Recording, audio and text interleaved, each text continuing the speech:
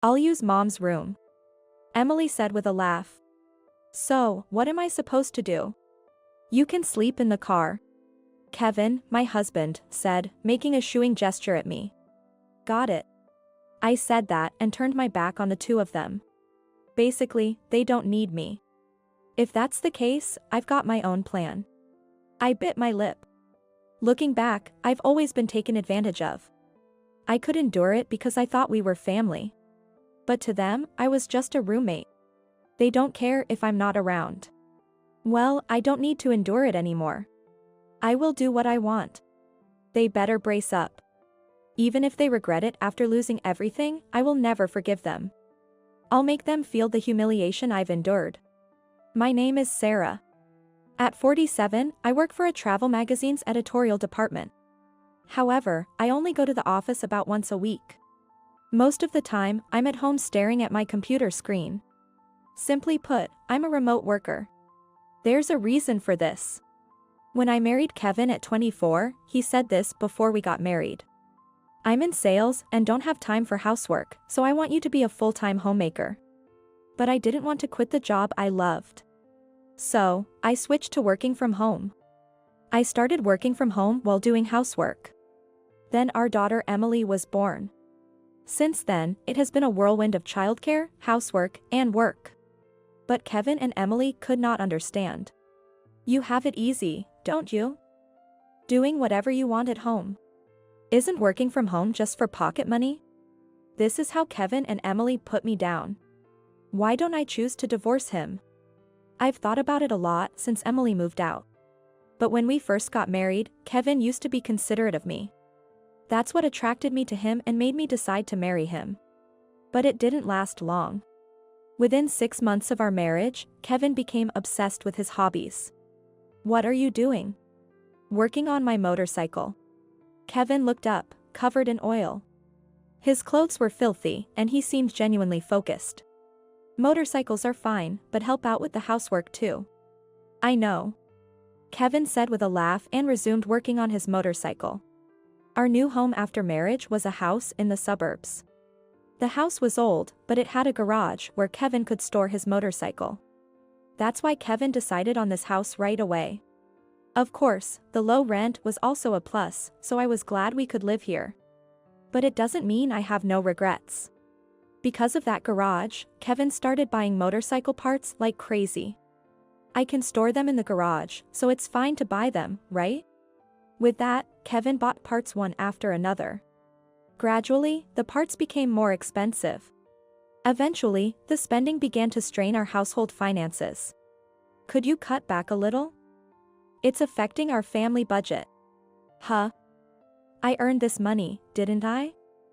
I can spend it however I want. I just wanted him to save a little. But Kevin didn't understand that. Every time I said something, Kevin would push back. This repeated until our relationship became increasingly strained. One day, I suddenly felt a change in my body. Do I have a fever? It wasn't serious, but I couldn't ignore it. So I went to see a doctor. The doctor's diagnosis was pregnancy. Joy and anxiety hit me at the same time. Now that we are on bad terms, will I be able to have a child in peace? What if we get divorced? What should I do? With these worries, I told Kevin about the pregnancy. Kevin was overjoyed. From that day, Kevin became like a different person. I'll do the shopping after work. I'll handle the cleaning and laundry on my days off, he said. Kevin started doing everything for home. He had never helped before, and he had changed so much. All my worries vanished like a lie. I regained a happy life. Eventually, Emily was born. As soon as she was born, Kevin started doting on her, ignoring me. But maybe his affection went too far. Emily, spoiled by Kevin, grew up very demanding. She wouldn't listen to me and would throw tantrums even if I scolded her a little. By the time she was in middle school, she stopped listening to me altogether. Naturally, I complained to Kevin. Stop spoiling Emily. Her behavior is getting out of hand. Really? A kid's whims are kind of cute, aren't they? Kevin's words annoyed me. At that moment, Emily walked into the room. Are you jealous because you're not getting attention? Emily laughed out loud. Kevin joined in the laughter. I got up and left the room as if fleeing. I have work to do. As I said that, Emily smirked. Your little work-from-home job, right? Good luck earning some pocket money. It was ridiculous to even respond. I ignored Emily and left the room. Right after, I could hear Emily and Kevin talking from inside the room. Hey, there's this dress I want. All right. I will buy it for you. Yay. It's nice having a dad who actually works. I pretended not to hear. From then on, Kevin had no reservations. He bought Emily whatever she wanted. He even seemed to give her pocket money secretly. I'll endure it until Emily becomes independent. Then I'll divorce Kevin. That's what I had been thinking. Eventually, Emily graduated from high school and said she wanted to become a hairdresser, moving out of the house. Now I can be free. I started preparing for the divorce. Meanwhile, Kevin's motorcycle hobby resurged, and he even went on tours occasionally. Maybe he's trying to fill the void left by Emily's absence. Well, the money he used to spend on Emily is now going to his motorcycle. I plan to divorce him eventually. I thought I could let him have some freedom. So, I avoided interfering. One holiday. Kevin came to borrow my car. What is it for? I'm going to play golf with my colleagues. Kevin usually commuted by train. Moreover, his hobby was motorcycles, and he hardly ever drove the car. So, I bought the car and was the one who mostly used it. Yet today, he wanted to drive the car. Could it be a ride with a mistress? A suspicion crossed my mind, and after lending Kevin the car, I ordered something online. A few days later, the order arrived. I hurriedly installed it in the car. After that, Kevin started using the car frequently. And he always seemed eager to go out. Each time, I suspected infidelity. I decided to confront him only after gathering evidence. I kept reminding myself to be patient. A month or so passed like this. The prospect of divorce became more tangible. I continued my remote work, so I wasn't worried about money even after the divorce. But I was over 40. It wouldn't be surprising if I couldn't work anymore at any moment. Thinking that, I remembered my parents' house. My mother passed away a few years ago, and now it's practically empty. The house itself is old, but it still belongs to me. If I renovate that house, I might not have to worry about money. Having a house means I'll manage somehow. That's what my late mother used to tell me. I remembered my mother's words and immediately consulted Kevin. I want to tear down my parents' house and build a new one there. If you're paying for it, do whatever you want. Kevin replied indifferently. Still, I got his approval. I took action right away. I found a contractor and asked them to build the house. My life suddenly became very busy. Just as the house was about to be completed, Emily contacted us after a long time. Actually, I'm pregnant. Pregnant. Who's the father? His name is Michael. We've filed the marriage papers, but he's been busy with work. According to Emily, her husband Michael was currently in a busy period at work. So, he couldn't come to meet us. Moreover, Emily was already pregnant. She was anxious about being alone and wanted to return home for the birth. No matter how spoiled she is, Emily is my beloved daughter. I couldn't tell her not to come back. Reluctantly, I agreed to let her come home for the birth. Eventually, my new house was completed. We moved in, and Emily returned home. After looking around the house, Emily asked me. There aren't many rooms. Where should I stay? Use the guest room. It's not very big, but it's fine for sleeping.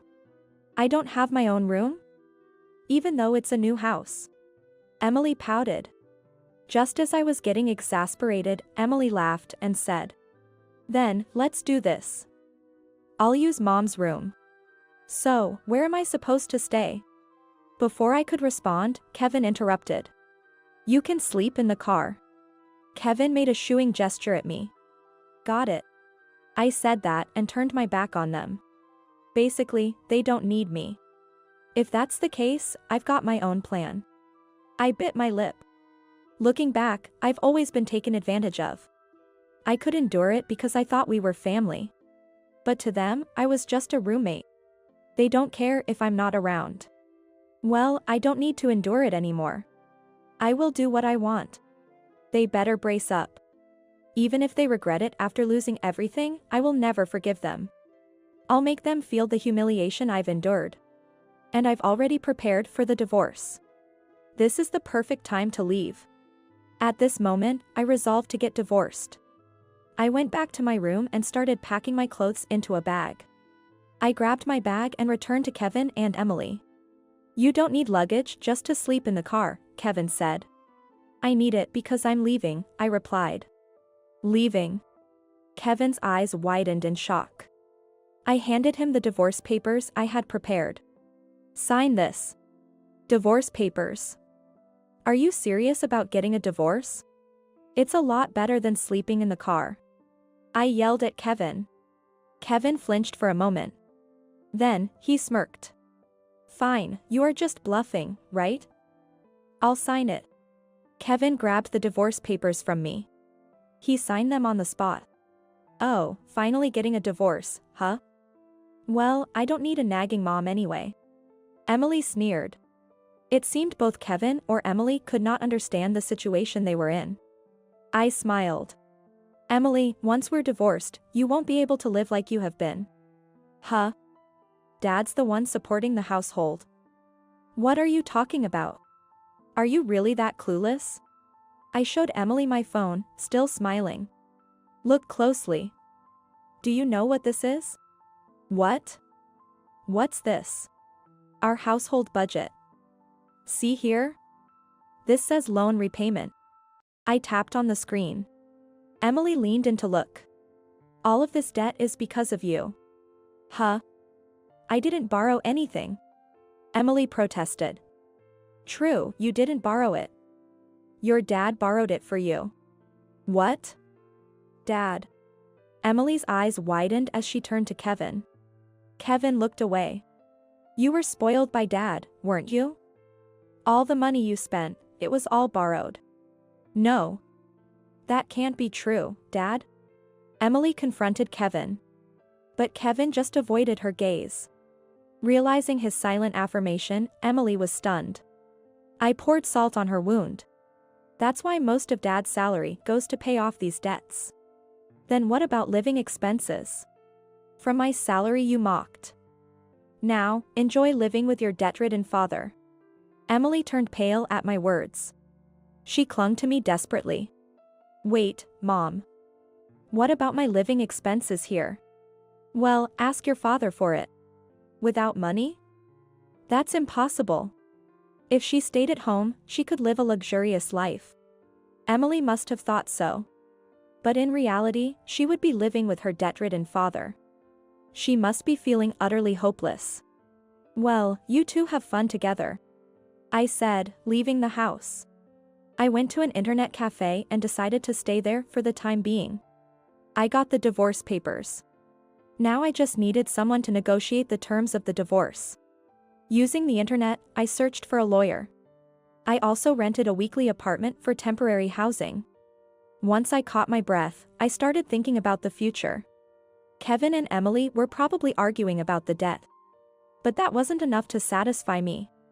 Is there a better way? While browsing the internet, an ad caught my eye. At that moment, I muttered, "Sell the house, that's it." I immediately contacted the real estate agent from the ad. A few days later, on a weekend, I returned home with the real estate agent. I rang the doorbell and Emily answered. "What are you doing here? You don't talk to your mother like that, do you?" "Mother? You're not my mother after the divorce," Emily yelled. She was clearly angry about the living expenses situation and blamed me. Ignoring her, I entered the house. Then Emily noticed the real estate agent behind me. "Who are those people?" "They're real estate agents." "Real estate agents?" Emily looked suspicious. I smiled and announced, "I'm selling the house. They're here for the valuation." What? Selling the house? Emily shouted. Finally, Kevin rushed out. What's going on, Emily? Why are you shouting? This person is saying she's going to sell the house. This person. I see. I felt a surge of anger but bit my lip to keep calm. Kevin looked at me and then noticed the real estate agent behind me. He started to get angry. What do you think you're doing? You can't just do whatever you want. Kevin pointed his finger at my face and yelled. I pushed his finger away and calmly replied. I'm the one who decided to sell the house.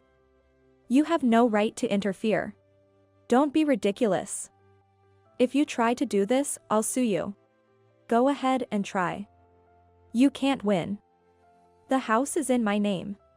When I said that, Kevin was at a loss for words. Emily, with trembling lips, asked Kevin. The house is in her name. Not yours? Well. What is this? You never told me. Kevin and Emily started arguing.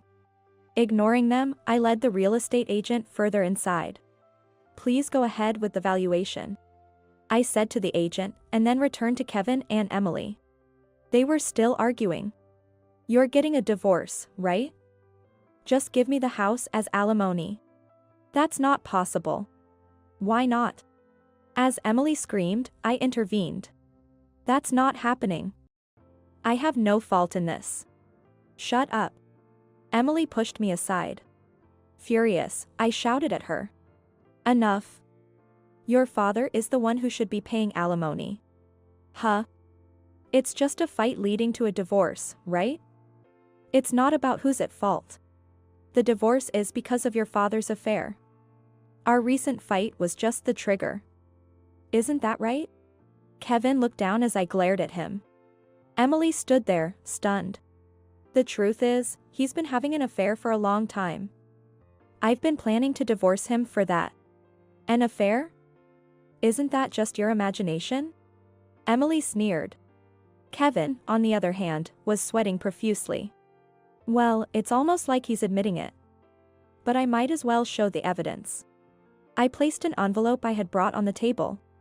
I prepared all the necessary documents for the divorce discussion. I took out the photos from the envelope. They showed Kevin talking with an unfamiliar woman in my car. Having an affair in my car, how careless. That's why you left evidence. What? How did you? Kevin was shocked. It wasn't hard. The dashcam recorded it. The dashcam? Kevin's eyes widened. Oh, didn't you know? Dashcams can also record the inside of the car. I know that, but dashcams are now common knowledge. They can capture not only the front and rear views but also the interior. So, I used that to my advantage. The first time Kevin borrowed my car, I suspected his affair. So, I bought the latest dashcam online and installed it in the car. As a result, I was able to capture Kevin's affair on camera. And I printed it out. By the way, do you have any excuses? Well, Kevin mumbled, unable to form coherent words. I felt triumphant and asked Kevin. For alimony, considering the affair, $30,000. Does that work for you? I can't pay that much. Sell your motorcycle. If you refuse, it'll go to divorce mediation and court. Kevin slumped his shoulders in defeat. Then he muttered, fine. While we were talking, the appraisal of the house was completed, and the real estate agent left. All right, I'm leaving too. I stood up quietly. At that moment, Emily, who had been silent, spoke up. Wait. I'm not agreeing to sell the house. Whether you agree or not, the sale is decided. Shut up, shut up. I'm not leaving. Emily, throwing a tantrum like a child, stormed off to her room. I sighed, exasperated. I then told the dejected Kevin. Anyway, I've informed you about the house sale. You have until next Saturday to move out. Wait. Please reconsider. Kevin suddenly got down on his knees. No way. I'm not changing my mind about the divorce or the sale. Think it over. We won't be able to live like this. That's not my problem. Do whatever you want. I turned my back on Kevin. I headed quickly to the front door. Kevin chased after me, shouting, "What pleasure do you get from doing this?" "It's not about pleasure. It's about getting back at you for your affair." I smiled slyly. Kevin fell silent. I reiterated to him, "Don't forget, the moving deadline is Saturday." Kevin nodded quietly. The next day, I started moving out the remaining items from the house. Emily still looked dissatisfied. Before leaving, I reminded her of the move-out deadline one last time. Emily turned her face away. Now, what other revenge should I plan? As I pondered this, Saturday came. Then, early Sunday morning, my phone suddenly rang while I was sleeping. "Hello?" I answered groggily. Suddenly, Emily's loud voice echoed. "You? What did you do?" "Emily?" I sat up in bed, startled. Emily kept shouting. The whole house suddenly went dark. "It's obviously your doing." After thinking for a moment, I asked Emily, "You haven't moved out, have you?" "Of course not. I haven't agreed to sell the house." Emily shouted. "Oh, I see." At that moment, I realized why Emily was so angry. After deciding to sell the house, I naturally canceled the water and electricity contracts as well. Of course, there needed to be some notice. So, the contracts were set to end on Saturday. Even though the contracts were canceled, it didn't mean that the utilities would be cut off immediately. Usually, a technician comes to the house during the day after the cancellation to turn off the water and electricity. But my house had a smart meter for electricity. This can be remotely controlled, so the electricity was cut off as soon as the date changed. In other words, since the electricity contract was cancelled, you can't use electricity anymore. "What? You've got to be kidding." Emily began to shout again. I held my phone away from my ear. After a while, when Emily calmed down, I spoke to her again. "It can't be helped. The house has been sold. What are we supposed to do? We can't live without electricity." Emily threw another tantrum. I spoke to her as if calming a child. "You should have listened. Besides, if you keep making noise, the neighbors will call the police." "The police?" Emily tilted her head. "When I moved out, I informed the neighbors that I had sold the house. To them, my house was already considered empty. If someone made a lot of noise there, it would be natural for them to think a burglar had broken in. And Emily probably only had the light from her phone. It looked incredibly suspicious. So, you'd better get out quickly." Just as I was saying that, I heard Emily scream. I also heard Kevin shouting. Looks like they might have been reported to the police. I hung up the phone, thinking that. I quickly got dressed and rushed to the house, and as I expected, Emily and Kevin were being detained by the police. "I'm sorry for the trouble. They're family, but we're getting divorced." I bowed to the police officer. I also apologized to the neighbors who had come out because of the commotion.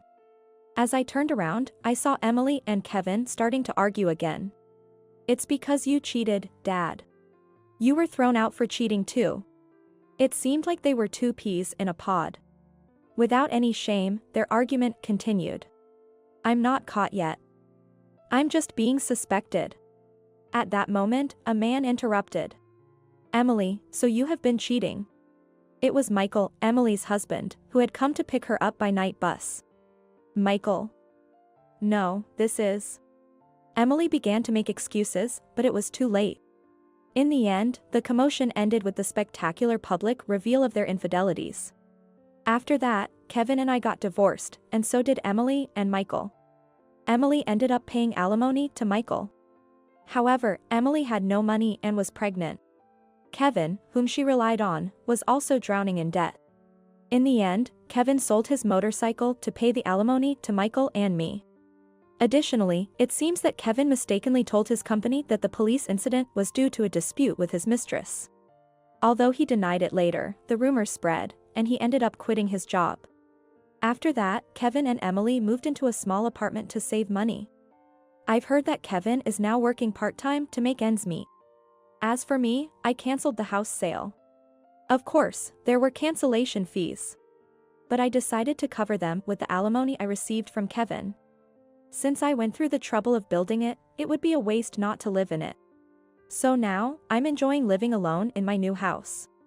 For a while, I think I'll be fine on my own.